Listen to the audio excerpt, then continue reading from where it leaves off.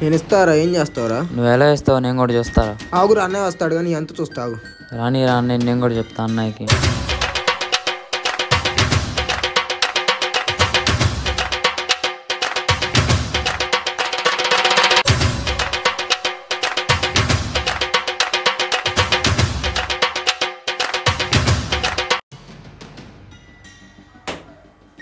ఏమైందిరా ఇద్దరు అలా ఉన్నారు?